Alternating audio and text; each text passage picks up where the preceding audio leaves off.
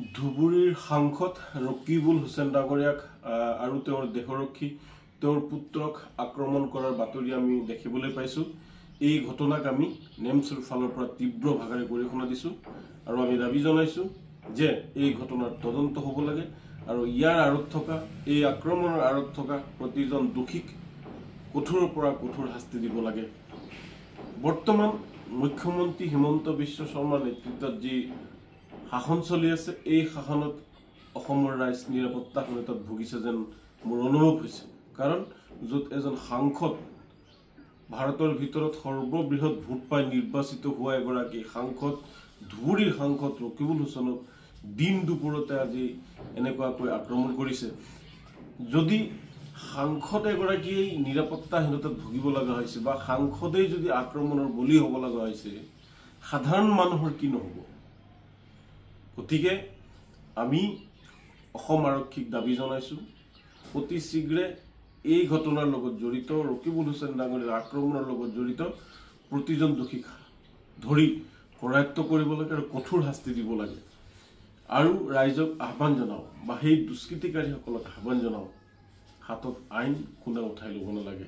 কি কাৰণত দেহৰক্ষী তেওঁ এগৰাকী আৰক্ষী বিষয়া, কি কাৰণত তেওঁক আক্ৰমণ কৰা হ'ল, কি কাৰণত এগৰাকী সাংসদক আক্ৰমণ কৰা হ'ল?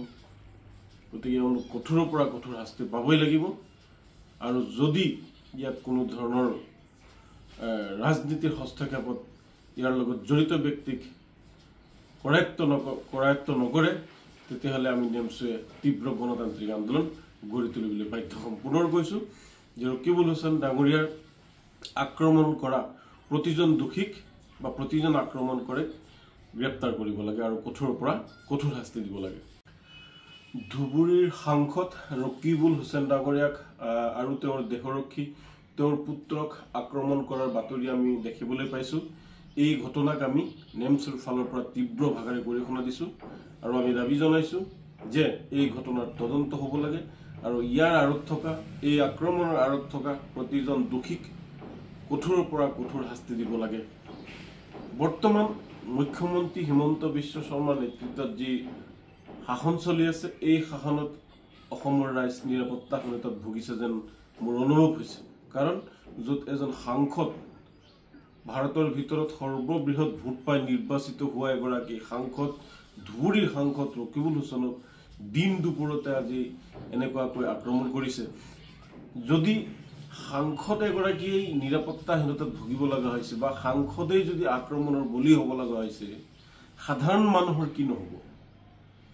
গতিকে আমি অসম আৰক্ষীক দাবী জনাইছোঁ, অতি শীঘ্ৰে এই ঘটনাৰ লগত জড়িত ৰকিবুল হুছেইন ডাঙৰীয়াৰ আক্ৰমণৰ লগত জড়িত প্ৰতিজন দোষীক ধৰি কৰায়ত্ব কৰিব লাগে আৰু কঠোৰ শাস্তি দিব লাগে।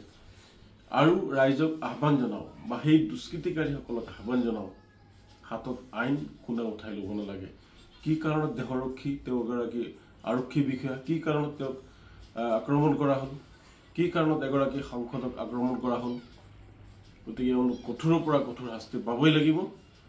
আৰু যদি ইয়াত কোনো ধৰণৰ ৰাজনীতিৰ হস্তক্ষেপত ইয়াৰ লগত জড়িত ব্যক্তিক কৰায়ত্ব নকৰে, তেতিয়াহ'লে আমি নেমছয়ে তীব্ৰ গণতান্ত্ৰিক আন্দোলন গঢ়ি তুলিবলৈ বাধ্য হ'ম। পুনৰ কৈছোঁ যে ৰকিবুল হুছেইন ডাঙৰীয়াৰ আক্ৰমণ কৰা প্ৰতিজন দোষীক বা প্ৰতিজন আক্ৰমণ কৰে গ্ৰেপ্তাৰ কৰিব লাগে আৰু কঠোৰৰ পৰা কঠোৰ শাস্তি দিব লাগে।